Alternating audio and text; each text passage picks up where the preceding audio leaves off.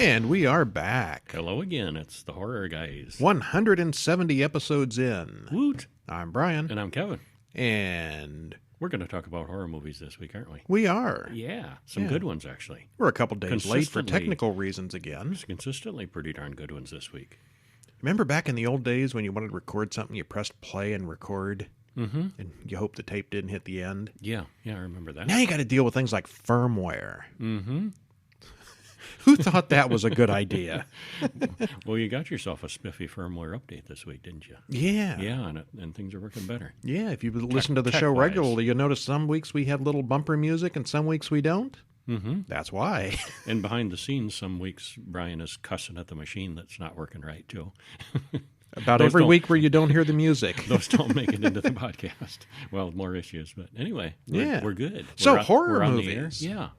Yeah. Before we get going, we've got some giveaways coming up soon. I love to give stuff away. Yeah. We don't actually have these yet, so we're not going to make any official announcements. But in the upcoming weeks, we're looking at the movie X. As in X-rated. X-rated, oh yeah. Or X Factor. That was a good one. We saw that. Unhuman, zombie comedy, yeah. And Torn Hearts, a sort of a country music serial killer looking thing that we haven't seen yet. Right, yeah. And we don't have these yet, so don't be rushing in to sign up or email us or anything. But those are going to be coming soon, so listen in next week. We'll have more details. Mm-hmm. This week we've got 4 regular movies and a short, as always. What do we got? Well, we have Firestarter. Did you know they remade that this year, and it just recently came out? I have heard that it had mixed reviews. Mm-hmm. And a indie sort of movie, indie-ish, The Righteous by, yes, that was a brand new one this year, too. The Righteous, are they brothers? The Righteous Brothers? No, it's not that. It's not that kind of righteous? Okay. It's a different Righteous. And a 2014 movie that you might have heard of, The Babadook. Babadook. You got to say it like that when you do it, yeah. Yeah. And an older movie, 2010, The Crazies. I saw that in the theaters, and you're calling it an older movie. Well, 2010. It's 12 years old now. Yeah. And we got a short thrown in there, We too. do. And, of course, if you're signed up for the Horror Bulletin weekly newsletter in your email, you're also going to read about From Beyond the Grave, a cool Peter Cushing-centered anthology from 1974, and Il Demonio, a.k.a. The Demon, from 1963. Yeah, one of the Italian first filmed Exorcist films. That was an interesting one. I thought that was... It wasn't great, but it was very influential. It was like the first big Exorcist film. Because of it being so influential and so foreign. Well, I mean, it's a 63, so, there was a different world, 50 years ago. Well, 60 years ago. Math is hard. A long time ago. Math is hard. Anyway. The Exorcist movie came out in the mid-70s, and, every demon, preacher, priest, anti-demon thing since has been based on The Exorcist. This was before that. This came before. And it doesn't borrow anything from The Exorcist because it was first. So it's kind of interesting. Check out that review and check out that movie. HorrorBulletin.com there. And, of course, all the website has all our regular reviews at HorrorGuys.com. And next week, we're going to get right off the bat, we're not going to watch 4 movies in a short next week. All shorts. It's going to be the first Horror Guys mini horror short film festival. And it's nice weather now, so we'll be wearing mini shorts while we record the podcast in honor of the mini shorts. And it's a good thing it's an audio podcast. Yes, next week we're going to look at 12 awesome short films. Diggity.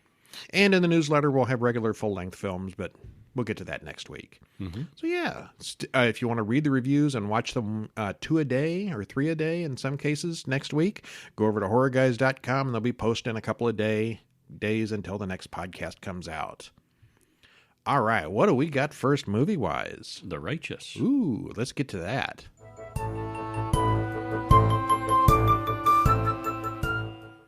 We've got The Righteous, directed and written by Mark O'Brien, and he stars in it too. And that always impresses me when somebody can do that and pull it off. Direct it themselves and be in it themselves. And he also wrote it too. So, he's got the triple crown here. Well, I'm not going to say it sounds easy, but there are only like 3 or 4 cast members in it. So it's a small movie. but it was very good. Stars Henry Czerny. How would you say that? I would say Czerny. Czerny? Henry Czerny, Mark O'Brien, and Mako Nguyen. Hour and 37 minutes. There is a trailer in the show notes.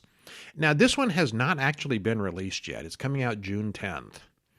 So we're not going to go deeply into the spoilers here on the show. The review on the website does have full spoilery spoilers. So if you want to ruin it for yourself, go over to horrorguys.com and ruin it for yourself. The best thing would be to hold on and see it. Yeah, we're just going to read the interesting bits here. We're not going to spoil it on the show. So just listen to the whole thing. Spoiler free. Spoiler free, powerful performances, an intriguing script, and excellent cinematography. Makes for a really good movie. It's in black and white. It is. And artsy choice, and it works really well. It moves slowly and builds nicely. And it's definitely one worth checking out. Yeah, it wasn't a particularly bloody movie or anything. I don't remember there being much in the way of special effects. I guess the black and white would have just been for atmosphere. Mm-hmm. Yeah. It works. And it works. We both liked it. Yeah, I really like this one. I think this is my favorite of the week.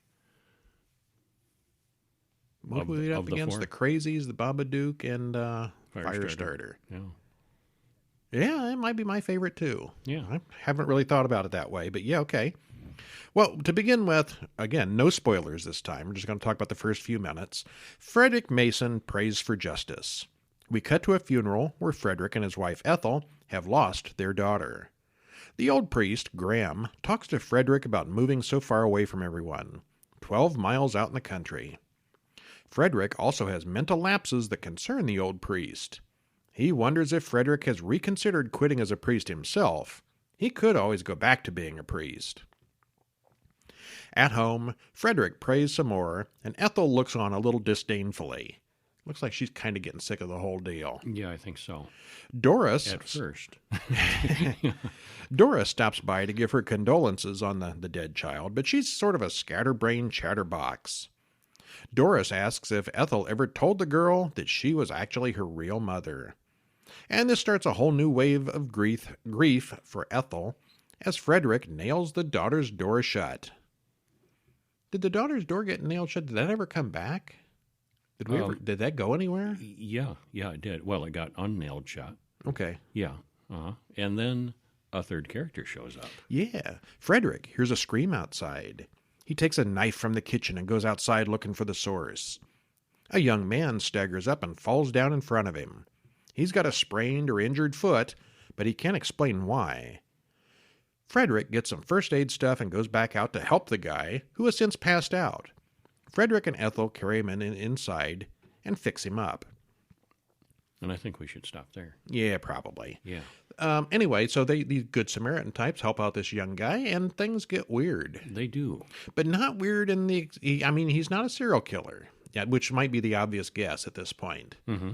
It's not like that. It's definitely weirder. It's complicated. Yeah. Okay, well, it's all filmed in black and white to accentuate the moodiness and old-fashioned feeling of the film. And there are some good sets and scenery, and the cinematography is excellent.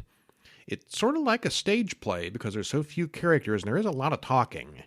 There's never more than 3 people on screen at a time, so it's really more drama than, I guess, what you call like physical horror. Mm-hmm. Things develop slowly, but even with a bit of explanation in the middle, it's not clear how it's all going to end until the end. It's all about guilt and faith and sick, twisted justice. Yeah, I thought it was big a thumbs up. Yeah.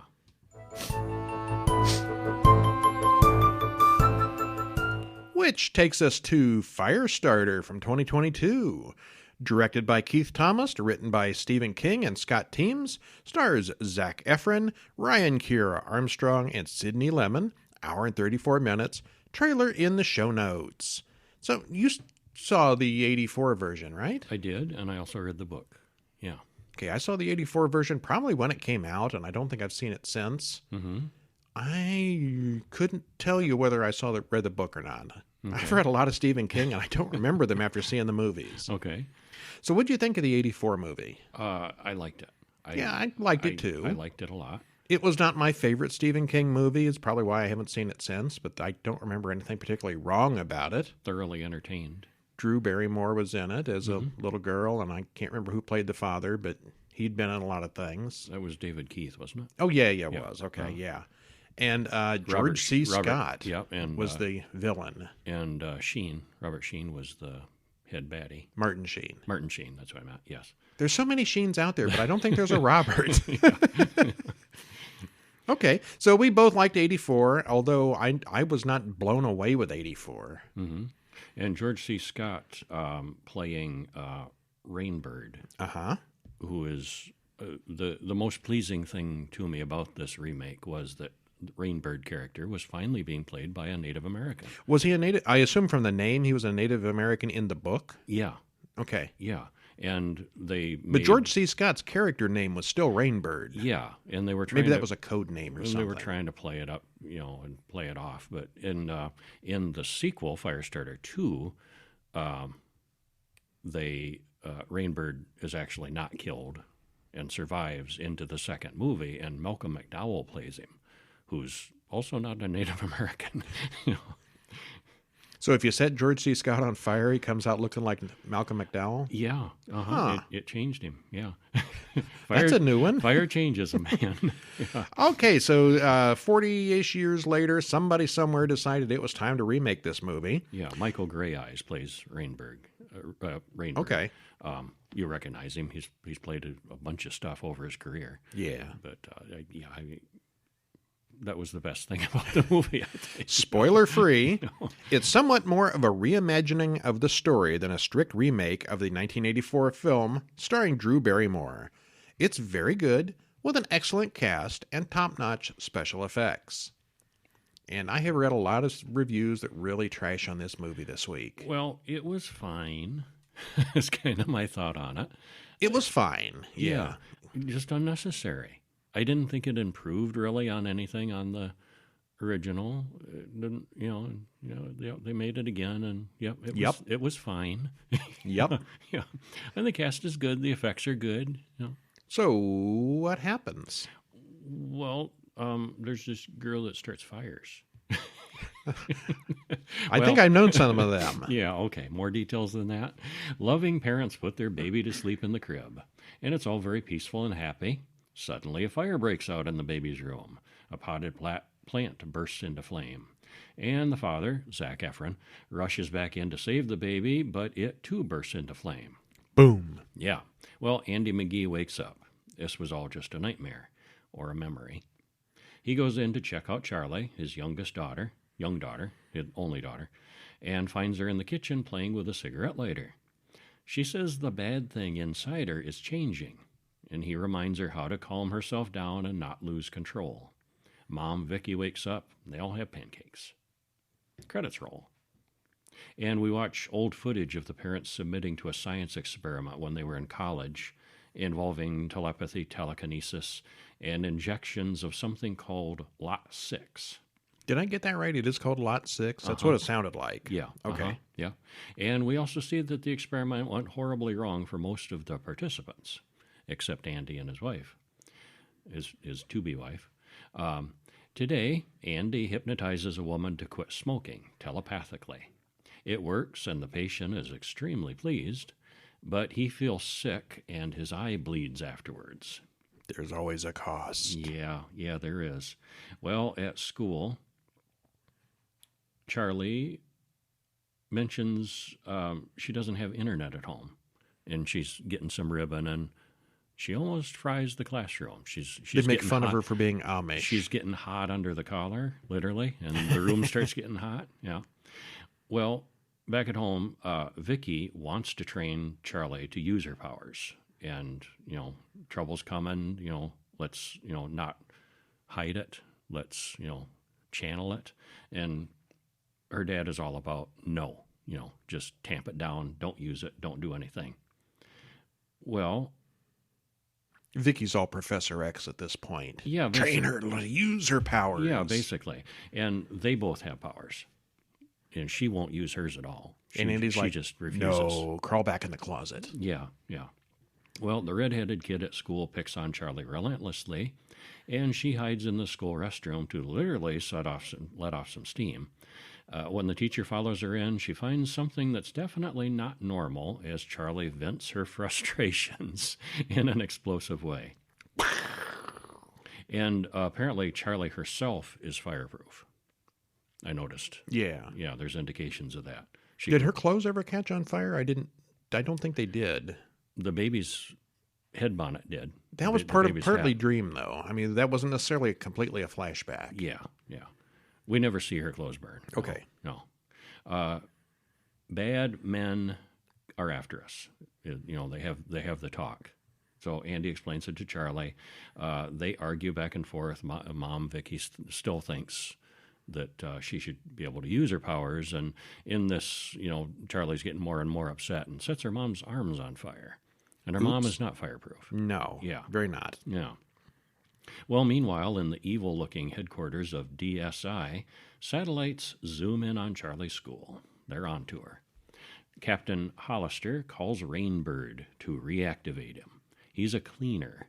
Hollister suggests that Rainbird is uniquely qualified to deal with this subject. What does that mean? Yeah. Well, Vicky demands that Andy take Charlie out to a movie or something to calm down, while she tries to pack with her severely burnt arms. They're going to flee town again. I guess they move around a lot. Home alone, she senses someone inside the house, and it turns out to be Rainbird, who also has powers. Yeah, she's telepathic and telekinetic. Not terribly strong from the looks of her. Mm-hmm. Yeah. And it's kind of vague on what Rainbird's power is, but it seems that he's very tough, was my impression. Very tough, very strong, super accurate sniper, deadly killer. But anyway. Yeah, he has powers, but we don't know what. They don't spell it out clearly. But he takes some real abuse, and she's not able to really hurt him. She wallops him with her telepathy or telekinesis, and it doesn't really hurt him. And Charlie wallops him later. She fireballs him, doesn't she? And then nothing happens. He sort of stands in the middle of it. Yeah. We don't know what his. So it's a little is, unclear. He's definitely got something. Yeah. Well, Andy and Charlie return home, and Rainbird threatens them both over Vicky's dead body. Charlie sets everything on fire, and they run away. But Rainbird avoids the worst of the blast. Yep. Captain Hollister goes to visit Dr. Vanless at the VA hospital. He was the scientist in charge of the program back in the day, and she says she wants to help Charlie. But Vanless says she just wants to use her. He warns her that Charlie's current powers are trivial, but not compared to what they will be, and she someday might be able to generate the equivalent of an atomic explosion. And he suggests kill her before it's too late. Nice. Yeah. And the head of this organization is like, no, we can tame her and use her. And yeah. Well, Andy pushes a farmer into helping them out using his mental ability. Charlie senses something weird about the place and finds Essie, the old man's comatose wife. Andy tells the story about how he killed a couple of men to save Charlie the day she was born. They took her out of the hospital, and he took her back. Yeah. Well, the police show up at the farmer's house, but Rainbird is there as well, and he shoots all the police and the farmer. I don't think he was supposed to do that. No, he gets a little carried away. Yeah. Well, in with Essie, Essie is nonverbal. She can't talk. She's in bad shape from an accident, and Charlie's able to communicate with her telepathically. So we get some indications along the way that Charlie has more than just fire. Yeah, both her parents' powers plus the fire. Yeah. Well, Rainbird comes after Charlie, but Andy fights him with his mind. Rainbird knocks out Andy and captures him, but Charlie escapes. Rainbird reports to Hollister, says that Charlie will come for Andy. And elsewhere, Charlie vows revenge, and she does go to the DSI prison complex. And she uses her push powers on the way with some kids. Gets their bike and a code and some lunch, so demonstrating that she's got Dad's powers. She finds her way into the building. They let her proceed downstairs. They turn out the lights, and we see heat vision. And she's looking mighty warm as the soldiers are coming after her. Well, she soon finds Andy and Captain Hollister, who spews garbage, and Charlie doesn't fall for it. You should surrender. Join us. We'll train you how to do it. Your dad's going to be suffering really bad if you don't join us. Yeah, and we'll help you out. And yeah, Andy, she's thinking, Charlie's thinking it already that this is BS, and Andy pushes Charlie into over the edge, saying, "Yep, let it rip." Kills everyone. He makes his daughter kill him. Yeah, because it's the only way out. And which fortunately includes Hollister, because she was somebody that needed it. Yeah, Some people just need killing. yeah, she was one of them. Well, Charlie uses her powers to unlock all the doors in the place, including Rainbird's cell. Oops. Yep. Well, Rainbird kills several of the guards, and you think, oh, he's still gonna? And nope, he kind of worships her. Kind of drops to his knees in front of her, and she lets him pass, letting him live. She burns the place to the ground, and outside, Rainbird carries her away. He has switched sides. Well, that sounds like a setup for number 2. It certainly could be. Yeah. Well, there's a big deal made about using the internet or cell phones because the government could track them. It would be really hard to avoid that in the present day. Yeah, it would. How do you escape for very long without somebody noticing you don't have a phone? Yeah, staying off the grid. Yeah. Well, it's been years since I saw the original, but it seems to follow pretty much the same plot. They both follow the basics of the book. It's good, but didn't seem necessary when the first adaptation was fine. But that's show business for you. Rainbird has powers in this version. Plus, he's actually played by a Native American actor in this one rather than a white actor in the original and sequel. And Charlie has more abilities, those of both her parents, plus her own firepower. The acting was good, the story moved along at a nice pace, and the special effects were fine. I'm not sure that this is a film that was needed to be made, but it was well done. If you haven't seen the original, well, go ahead and watch this one. If you really like the original, well, go ahead. Yeah. And her dad's powers were interesting. I think more interesting in this one than David Keith exhibited. I think he had more ability with it. And I liked how Charlie got away, from the farmhouse. He's like, "Charlie, run!" And she's running across the field, and you're thinking, "Now Rainbird's just going to shoot her," and he makes her invisible. Rainbird. He turns Rainbird's perception off, basically. Yeah. So Rainbird can't see her, and she does get away successfully. It's got some neat ideas. It does. It just didn't need to Good be. effects. But Yeah. Not necessary. All right. So, thumb sideways on Firestarter. Sideways, slightly elevated. Okay. Like a 6, 6, 7, somewhere around there. All right. And we watched a short film this week called Rancour, 2022. Written and directed by Dane Hallett, stars Travis Jeffrey and Elaine Hudson. 18 minutes, 42 seconds, kind of a longish short. Is that a thing? A long short? A long short? Or short long? A medium short? Yeah. What happens? Stuff happens. It does. Lots of red light. Oh, it's a very red movie, yes. Yeah. Well, Dale pulls something out of his stomach. What was that? I thought it might have been a bullet or a claw, but we're not quite sure. We don't get a good look at it. Well, you get better looks later. Yeah. There's a knock at the door. It's his mother bringing food. The place is a filthy mess, but she pretends not to notice. It becomes clear that Dale's hiding something strange in the back bedroom. Did you ever have your parents come over to your house unannounced and you're like, Yeah, a little why bit. didn't you let me know you were coming? Yeah, a little bit, yeah. Yeah, it's like that, only worse. Only worse. Much, much worse. Yeah. Mother says that Dale's father has lost a lot of weight and he's in the hospital. Well, Dale's very distracted and acts very zoned out. And as they talk, strange things start to move within the apartment. Some of it crawls into her purse. Well, that's different. Yeah. Well, if you've ever had an unexpected guest interrupt something you don't want to talk about, you know exactly the mood of the film. Well, it turns out it's pretty clearly a metaphor for addiction and drug use, but it's also good as a straight-up horror film without too much more examination. Mm-hmm. The production values are really good here. Nothing looks cheap, and there's some quite elaborate sets. Mm-hmm.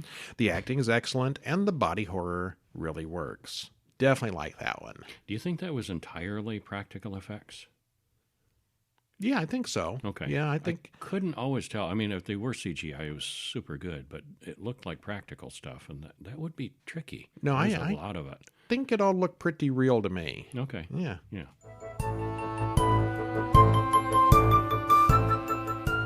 And now we come to our big comedy of the week, The Crazies from 2010. Zany adventures. Sure sounds like that from the name, doesn't it?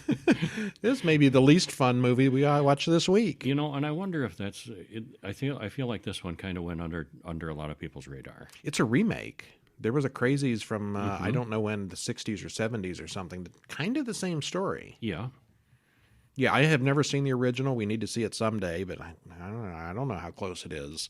But yeah, I saw this in the theater. Directed by Brock Eisner, written by Scott Kosar and Ray Wright. Stars Timothy Olyphant, Radha Mitchell, Danielle Panabaker, hour and 40 minutes. And had you seen this one before? I had not. Okay, I had. No. What'd you think? It was really good. Timothy's a badass in this one. He always is. Well, especially in this one. Yeah, he's cool and he's a badass. Does he ever not play a cop? Oh, of some kind? Sometimes, yeah. Would you like to hear the spoiler for Judgment Zone? Yeah, I want to see more Deadwood now that you brought it up. Yeah, he was mighty good in that. Okay, spoiler free. What happens? Well, this is another one where we get to see it unfold and figure out what's going on along with the characters. And the opening scene is one of disaster. Then we go back 2 days earlier to see what led to that point, and we go beyond it. It's pretty realistically done. Cast is all fine. Special effects are great. And it's one that, like I said, slipped under people's radar, but it's one worth watching for sure. You mentioned that like you didn't even know it existed. I kind of did. You'd heard of it. I'd heard of it, but kind of dismissed it like I think a lot of people did. Okay. All right. Well, we see a disaster, and then we flash back 2 days earlier. Dr. Judy gives her assistant Becca the afternoon off to go to a baseball game. David is the sheriff, and he's there at the game as well. As the game progresses, the cops notice a man walking onto the field carrying a gun. David goes out to stop the man as everyone else clears the field. It's Rory, the town's so-called reformed drunk who isn't usually violent. Rory points the gun at David, and David ends up shooting him. Several times. We zoom out to see airplanes leaving chemtrails over the town of Ogden Marsh. Credits roll. Yeah, that was quite an opening scene. It was pretty heavy and shocking. Yeah, what was that all about? Nobody Yeah. knows. We don't know. Why would he do that? Yeah, they don't know, and we don't know. The next morning, Judy tells her husband David that he did the right thing. The medical examiner calls and explains that Rory had not been drinking at all. So what made him go off like that? David goes back to the baseball field and talks to Principal Ben, who seems completely out of it. Judy sees patients, and patient Bill seems very distracted and zoned out. His wife says he's not right, and he doesn't seem that way, but the doctor can't actually find anything wrong with him. She sends him home with them, ordering rest and more advanced tests in a big town next week if he's not improved. But that night, Bill gets a knife and forces his family to hide in the closet. Then Bill locks him in and sets fire to the house, killing them both. David and Judy go over there, and it's clear that Bill has lost his mind. So what is going on in town? Well, the next morning, a bunch of hunters find a parachute and a dead body in the swamp. Bill is in custody, and David comments that he's giving exactly the same look that Rory gave him a couple days ago. The sheriff investigates the skydiver and looks for a crashed airplane as well. They soon find a very big plane sunk in the swamp. We zoom out to see satellite visuals of the area. Someone is watching them. David considers the swamp drains into the town's drinking water. The mayor says he won't turn off the town's water supply under any circumstances. Yeah, they need it. Was this the mayor from Jaws, do you think? Oh, I think so, yeah. Yeah, it's a farming community. They need the water. And he notices the order of the people that went berserk is the water craziest flowing. ones are closest to the swamp. Yeah, the water flowing into the town, how it flows in. Yeah, Rory first. Yeah, bad news. David then goes and shuts down all the water anyway. Deputy Russell finds Bill apparently dead in his cell. Nope. He's faking it, and his craziness has gotten a lot worse. Just then, they discover the phone lines are all out, so is cell service and the internet. The streets are deserted. Yeah, that went south really quickly and abrupt. Yeah. There's a lot of, it's kind of shocking and abruptness in this. There's a lot of that in this. I like how it was done. Well, like a zombie movie, you kind of see it coming. There's one guy and he bites 2 or 3 more, and it's all kind of slow moving. And this one here, things happen really quickly. Shockingly. It's something in the water, so there's not like a bunch of people getting bitten or anything. You can't tell who's got it. Mm-hmm. There's a disturbance in the mortuary. David investigates and finds a man with his mouth sewn shut. The mortician has gone insane as well. Oh, a live man with his mouth sewn shut. Right, yeah. The mortician has gone insane as well, but Russell comes in, and Deputy Russell comes in and saves the day. David sends Russell to get help, and that night Judy refuses to leave town, but David really wants her to get out before it's too late. Out of nowhere, a bunch of military guys load David and Judy onto a bus at gunpoint. Russell and many others are already captured and on board. Russell said he was intercepted on the way out of town. Nobody leaves. Now we know who shut off cell service. Mm-hmm. They're taken to a huge compound with a bunch of medical and military personnel. They're checking people's temperatures. Judy has a temperature, so they lock her away separate from David. There's a shootout with some hunters in a pickup who breach the fence, and a bunch of the sick people break out of the enclosure in a panic. And that's probably a bad thing, I was thinking. It usually is. They're locked. Those sick people are locked up for a reason. They take Judy to a hospital where everyone is wearing contagion suits. David is taken to a huge truck stop at the edge of town and held there with many others. He wants to go back for Judy, and Judy finds Becca strapped to the table next to her, and they can't escape. At the medical compound, the military starts to pull back since things are spiraling out of control. David meets up with Russell, who also escaped from the sick zone. So we got a couple of sick people and a couple of not. Mm-hmm. Principal Ben comes into the sick area and starts stabbing people with a pitchfork until David comes in and shoots him, but just before he can kill Judy. Just in the nick of time. They decide to try to get out of town, and we see that the entire town is burning in multiple places, which is the big disaster where the pre-credit sequence began. Yeah, it's just utter chaos with people destroying stuff and killing each other and setting stuff on fire. And Dogs and cats living together and all that. Yeah, it's like they've gone crazy. Crazies? Yes. Wrecked vehicles and debris are everywhere. Judy wonders if she's actually sick or if she had the temperature because she's pregnant. They stop to pick up Scotty, Becca's boyfriend, and they run into more military guys. They watch Scotty and his mother gunned down and burned by the soldiers. They make it to David and Judy's house, but then they run into Rory's family, who are heavily infected now. Russell shoots them both, and the group continues. Judy thinks Russell is probably infected, because he wouldn't just shoot people like that, would he? Or would he? He is looking pretty sweaty and erratic. Mm-hmm. They drive into a car wash to avoid the helicopters. The car wash activates and pulls the car in. They're attacked by more crazies, and they lose Becca. When they get out to check on Becca, the helicopter blows up their car. Probably a good thing they got out. Mm-hmm. Well, they capture an intelligence guy, and he explains that it was a biological weapon that was on the plane and infected the town by accident. After 48 hours, you're either dead or you don't have it, he says. Russell then shoots the guy halfway through the explanation because he is clearly infected. Yeah, Russell's losing it. No more answers. Russell holds Judy and David at gunpoint as they continue walking. David finally disarms Russell, who realizes he's infected, but promises to behave and begs to tag along. They continue on until they find another military checkpoint. Russell volunteers to be a distraction so the other two can sneak past the camp. This goes badly for Russell, but that was kind of according to plan. Yeah, he knows he's dead either way, so sacrifices himself to put some good into it. David and Judy make it to the truck stop, which had been their goal all along, but everyone's gone now. David goes inside while Judy looks around back. They find a truckload of dead people. Turns out the army exterminated everyone, not just the sick. No witnesses that way. Mm-hmm. David finds a radio and overhears an aircraft saying something about T-minus 10 minutes on the countdown. That's never good. Uh-oh. That is never good. Yeah, and orders for, pull back all personnel. Yeah. Oh, this is not good. Yeah, we've seen that with the aliens, right? Fall Nuke back the site from orbit. Fall back and nuke the site from orbit. That's the only way to be sure. Now, I think that it couldn't have been a nuke. I think it was just a really big conventional bomb, which is, is thoroughly feasible. I think you're wrong on that one. Well, I don't think they could cover up the radiation.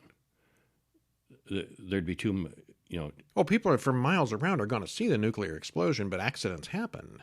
But I think it's easier to explain that we nuked ourselves by accident than we did it on purpose. No, later we hear the cover story that they're saying a chemical plant exploded. Oh, you're right. Yeah, and later. But radiation is so detectable worldwide; it would be blowing on. Every lab on Earth would be ticking off, saying that was not a chemical explosion; that was a nuke. But you totally buy the rest of it. Miles and miles away. It's all true except for that yes. part. Yeah. Okay. Part, yeah. Anyway, they don't say it's a nuke. No, they don't. It's just a really big explosion, but I think it was just a really big conventional bomb. With a giant mushroom cloud. Which, when they're big enough, that still happens. Okay. It's a movie. It's a movie. It's a movie. Don't overthink it. Judy soon learns that they aren't as alone as she thought and hides among the corpses to avoid the men. There's still time for one more big battle with the Crazies before they can steal a semi and leave. They take the truck down the road toward Cedar Rapids, and they hear the countdown continuing on the radio, and they speed up. When 0 hits, what looks like a nuke over the little town goes off, vaporizing all the infected, non-infected, and everything else. The truck goes off the road and crashes in the shockwave, but the pair survives. The two walk on, and we eventually see the big city just ahead of them. We then see a computer readout explaining that it's time to contain Cedar Rapids as well. It's not over. It's just getting started. Yep. Well, Timothy Olyphant is always good. He often plays exactly the same character, but at least he's good at it. Everyone else here is fine, but the real star here is the mystery behind what's going on. It unfolds slowly, and it's fun watching the mess build. We don't know if it's a plague, a contaminant, or some kind of zombie thing until about halfway in. The action scenes are good, but not unbelievable. The Crazies use weapons and can think, so they aren't typical undead zombies, but otherwise it's pretty much the same kind of thing.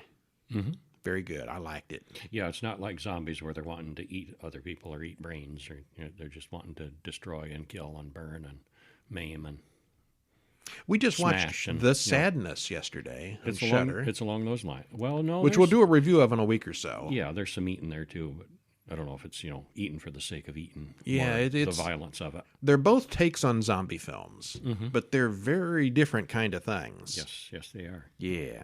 Okay, so anyway, The Crazies, we liked it. Big thumbs up. And I would recommend watching The Crazies before you watch The Sadness. Yeah. Yeah, but they're both good. Yes. Spoiler on our Sadness review coming up. That it's good, yes.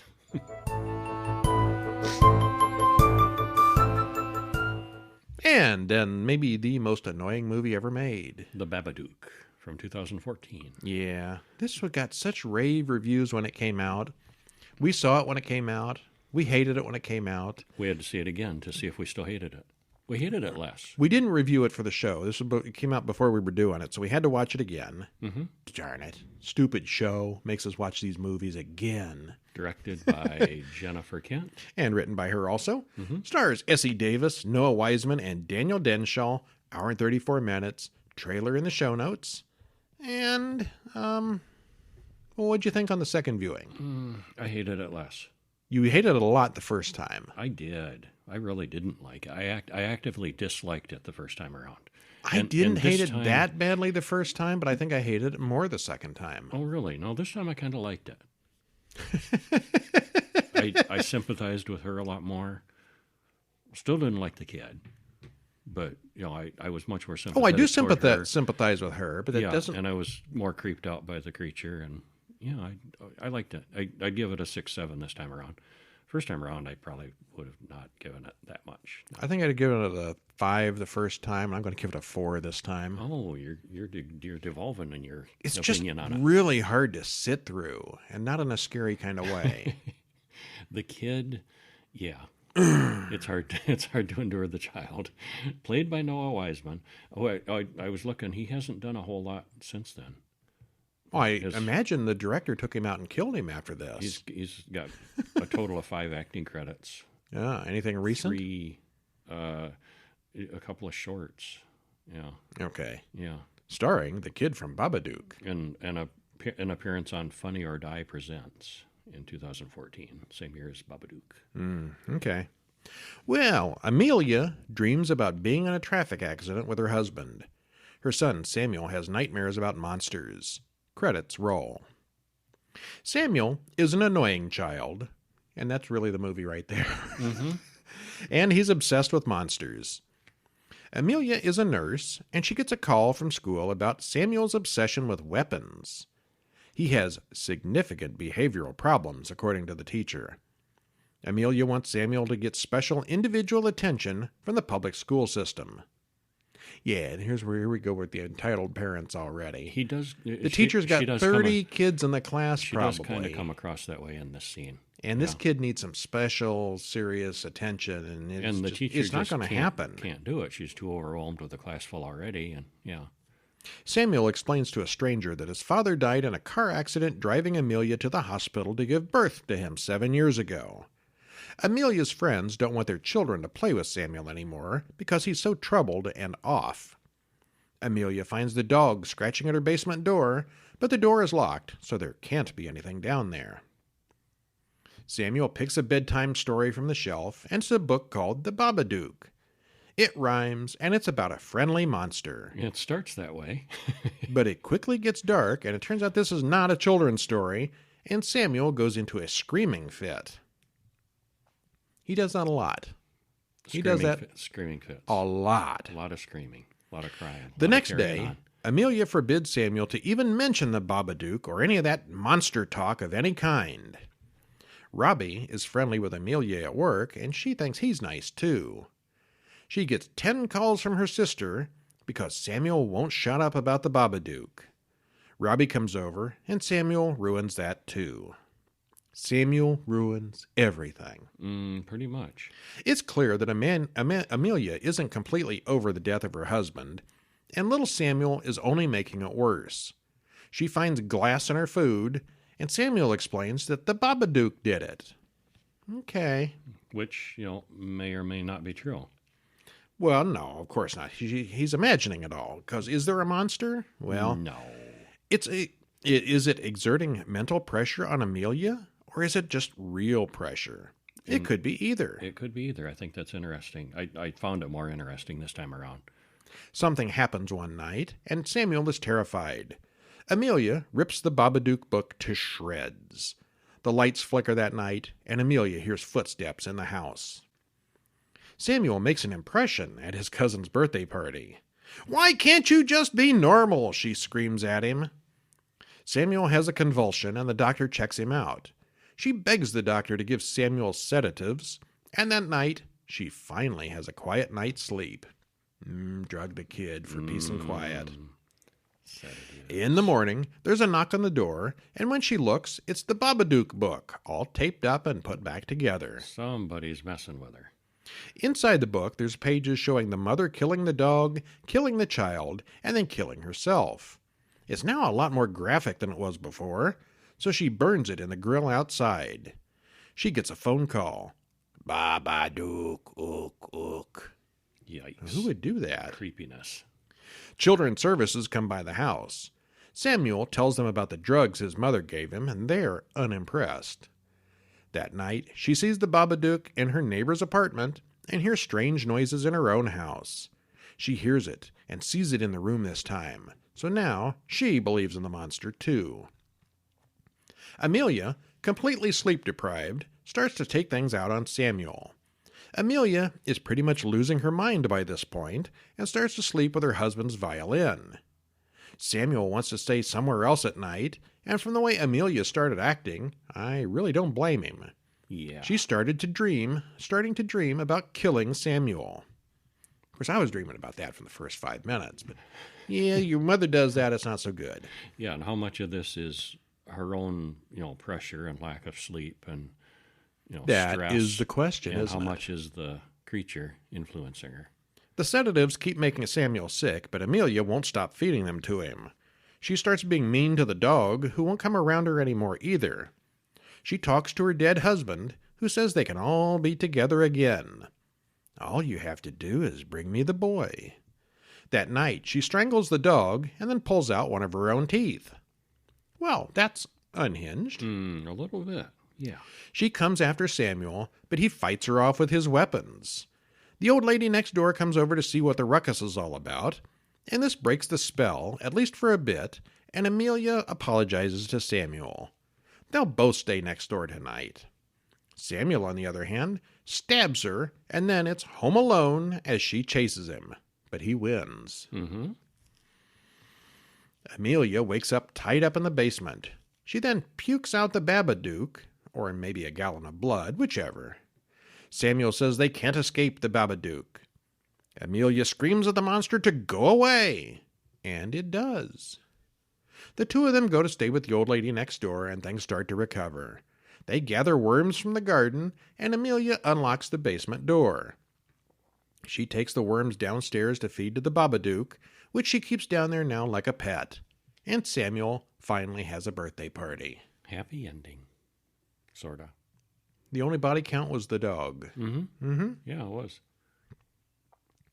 Well, I have often complained about children in horror films.